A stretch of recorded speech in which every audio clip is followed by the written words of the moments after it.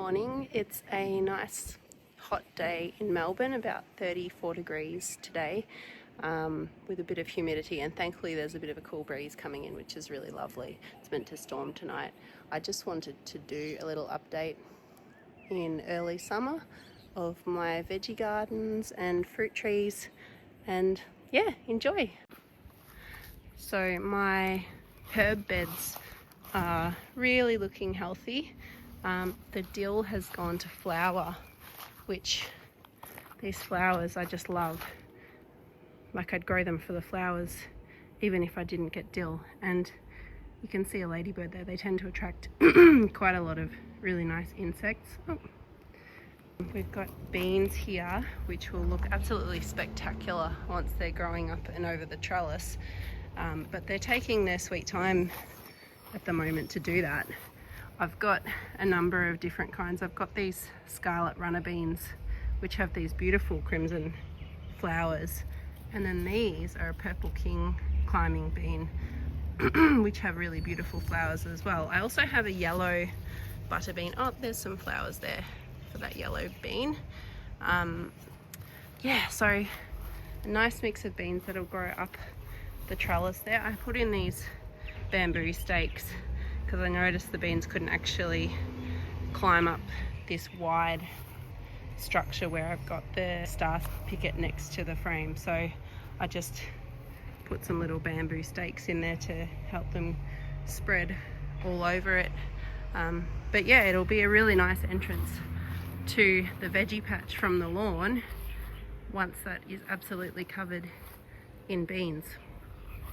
Over here I've got chives and spring onions and more herbs than I can use, to be honest. I've been using them almost every day, and there's nothing better than fresh herbs.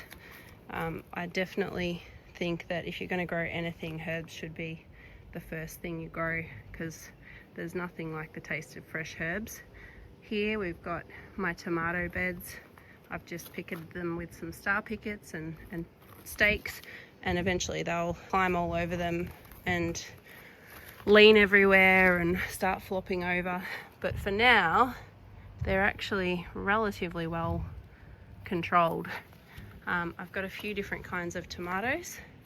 Some were gifted to me, some self-seeded, and then for the most part I've got cherry tomatoes like tomatos and black cherries. And they're starting to get nice and tall now. And you can see they're forming some nice little clusters of tomatoes. And over here, my passion fruit has been really healthy. That one's got a bit of damage on it, but yeah, it's starting to develop lots and lots of passion fruits. Now, the key to picking passion fruits is actually, you want to just let them fall off. I was listening to a podcast recently, or it might have been a Gardening Australia segment actually, with a passion fruit grower. And in order to let them ripen perfectly, you're actually just meant to let them fall off. When they're looking ready, they'll turn, at least these ones, which are a purple variety, they'll turn a dark purple colour. And I just come out and give the wires a bit of a shake, and any that are ready will drop off. Interestingly, you can see here I've planted my passion fruit in a pot that's in the ground, and I just cut the bottom part of the pot off. I did this because I wanted to stop the grafted rootstock. It's a grafted variety of passion fruit, and the rootstock can be really vigorous and take over the whole plant, and I wanted to stop it from sending out runners. I've had it here for a couple of years now, and so far the graft section hasn't sent out any runners at all, which is great. Except for, I should say, up until this point it hadn't, but I noticed outside of the pot the other day it actually had a couple of runners growing up and through the vine here. So I pulled them out.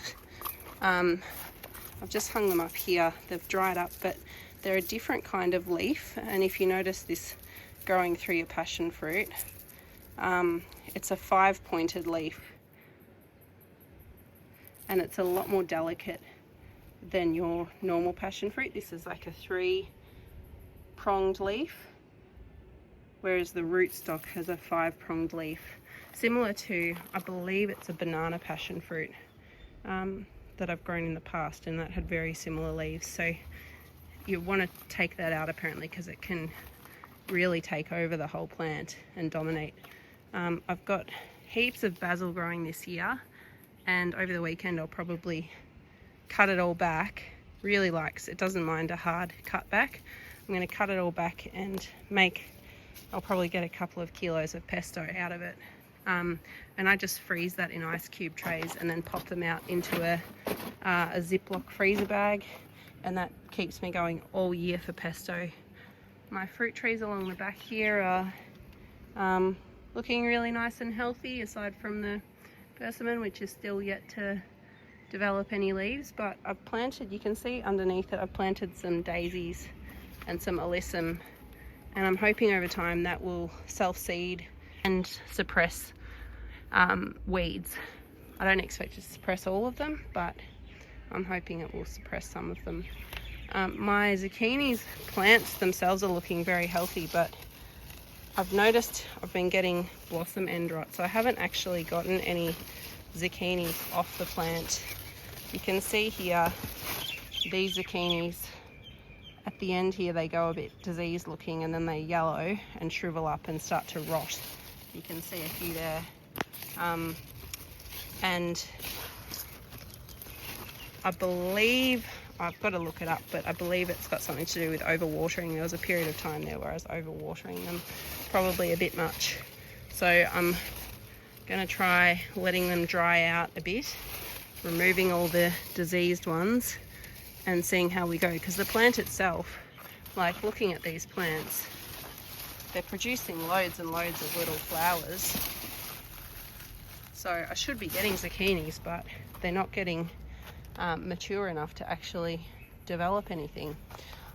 I've planted in these back veggie beds some pumpkin seeds. So a couple of different kinds of pumpkin. I planted a Jap pumpkin and some golden nuggets. More basil and cosmos there. This other raised bed, which is quite tall, I believe this one's a golden nugget pumpkin, and I've sort of put this trellis here that it will climb up. I've still got to secure it with another star stake and some cable ties, but I'm hoping that'll grow up next to these cucumbers. And yeah, they're looking really healthy as well, these plants. So I've actually gotten a few Lebanese cucumbers off them so far. None of the Mexican sour gherkins yet, which are a really interesting variety. And they're almost like little grapes that, you know, pop in your mouth, and they're quite sour, which is I really enjoy. But thanks for watching part 1 of this garden update. These middle raised beds here and the fruit trees along the side fence are what I talk about in part 2. So if you're interested, click up here.